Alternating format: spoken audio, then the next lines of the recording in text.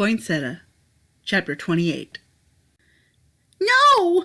Danny screamed as she tried to rush forward to the body of Gavin that now rested seemingly lifeless in the snow. Lord McCarran yanked hard and dragged her back into his tight grasp. Mr. McLaughlin blew the smoke from the barrel of his pistol and chuckled a bit as he returned it to his holster.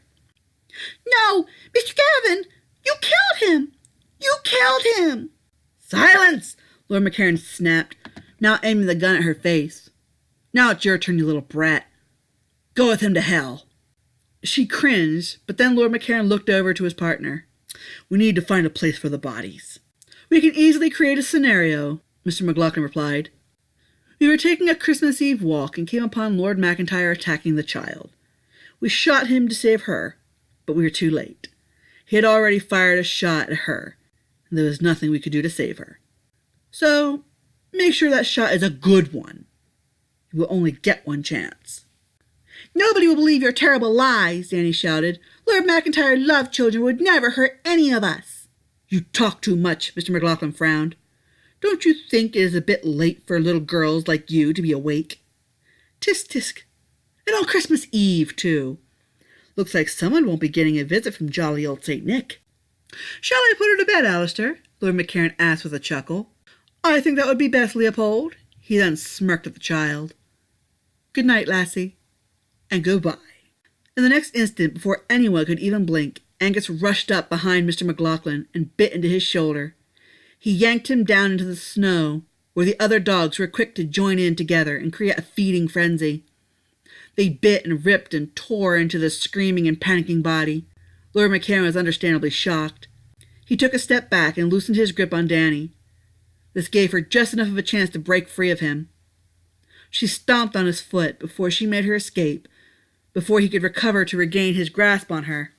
She hurried to Gavin's side, skidding on her knees in the snow. She was frantic and gave him urging shakes. "Mr. Gavin, wake up! Get up, Mr. Gavin! You can't die now!" "What are you?" Lord McCarran asked in an almost inaudible voice. He was tense and frightened. He had never seen anything like this before. Angus stood upright, leaving what was left of Mr. McLaughlin to the dogs, as he chose to now stalk his new prey before him. Lord McCarran let out a yell and set off a shot to Angus's shoulder. The giant wolf recoiled slightly with a yelp and grabbed onto the burning wound.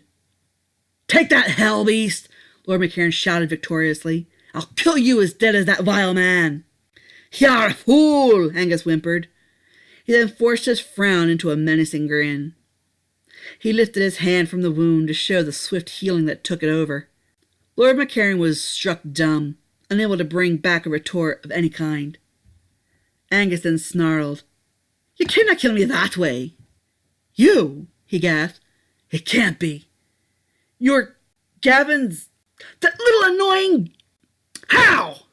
"I come with a message from hell. Your room is ready."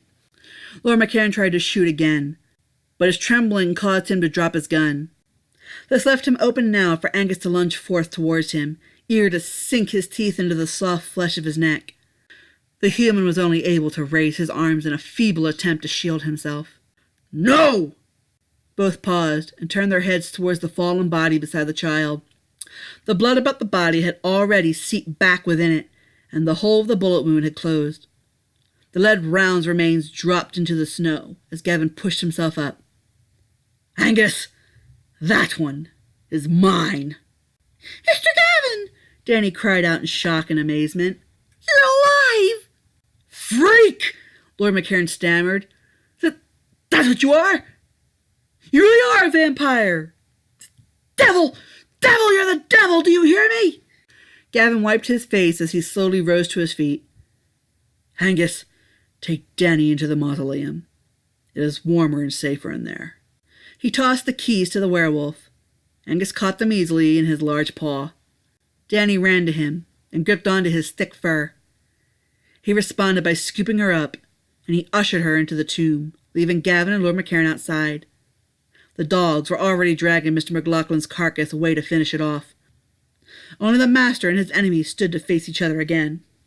"If you kill me, Gavin, you'll be no better than I am," Lord McCarran stated. "I disagree," he replied flatly. "I have killed bad people and spared the innocent. Those who provoke my darker nature regret the day they get that wish. Yes, I am a vampire, but I am also a gentleman. You could have gone a whole lifetime without ever knowing the difference about my secrets. It is you, Lord Leopold McCairn, not I, that is a true devil. You have created far more shame for yourself than that of your perverted father. I am merely an avenging angel, and I am thirsting for blood. He bore his fangs. His eyes grew large and menacing as he grinned. He only vaguely seemed to be the same Gavin McIntyre. If you wish to carry out this foolishness like a beast, I will gladly oblige you of such. Try me, boy! Lord McCairn hurried behind the mausoleum and pulled free a picket from the neighboring grave. He came around the other side of the mausoleum. Even with this last attempt at wit, Gavin obviously knew from whence he'd come. The man let out a shrill battle cry and rushed towards him with the picket held high. Die, vampire, die! Gavin simply grinned like the predator he was. He moved so gracefully, with a fluidity that could only be described as almost otherworldly. He grabbed the picket and yanked it free of Lord McCairn's hands. This pulled the man forward and straight into the rising knee that came to meet his middle. Lord McCairn's eyes bugged out. One could almost swear they'd almost popped from his head entirely, and strings of saliva flew free from his mouth. He was partially subdued from being so swiftly winded, but Gavin allowed him no time to recover as he yanked him back and grabbed onto the back of his coat. He proceeded to lift him off the ground so that he could look up at him menacingly. That drooling face could barely do anything more than stare at that terrifying face. Those eyes were so cold, like emerald ice, and heartless, so different from the eyes of the gentleman he had seen before. No, Lord McIntyre. Gavin simply responded with a heartless chuckle. He twirled the picket in his free hand, and then thrust it forward into Lord McCairn's chest. He choked and gurgled. More saliva, now bloodied, began to string and drip from his mouth. Gavin purred with a sense of growing satisfaction. Your suffering brings me great pleasure, Leopold. You make my fangs tingle and ache. This is so perfect. A full 5 hours before Christmas, and I have now my last meal before then. That time when blood is no longer appetizing, debatably toxic, but definitely tasteless on the day of the Savior. Yet he shall not save you, shall he? Lord McCairn choked as he tried to speak, plead and protest.